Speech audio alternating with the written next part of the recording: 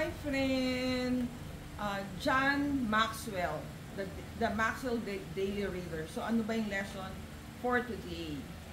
Put people in the right place. So yan, we experience hiring people. So parang normal practice naman yan, di ba? We hire based on the qualification requested from us. So ako, I'm an HR practitioner. So we follow what is ano ba yung job specifications that is requested by the department heads. No? But sometimes there are difficulty finding the right candidate. So maybe yung course is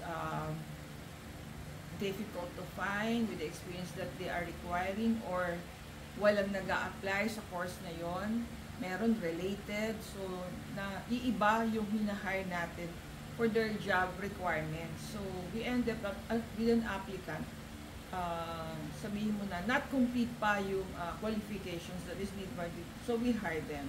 So sometimes yung sinasabi nga ni John Maxwell, so sabi niya, meron siya example dito na isang staff niya na 4 different places, executive, no, 4 different places or assignments before finally finding the right job for her. When she found it, so she was happy, she was fulfilled dun sa work na yon, di ba?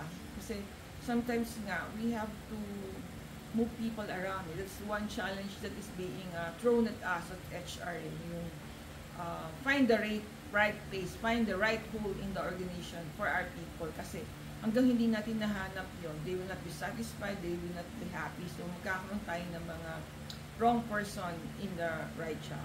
So, yan. So that's our tip or lessons for today. Stay safe everyone. God bless you all. Thank you for watching. See you on our next video.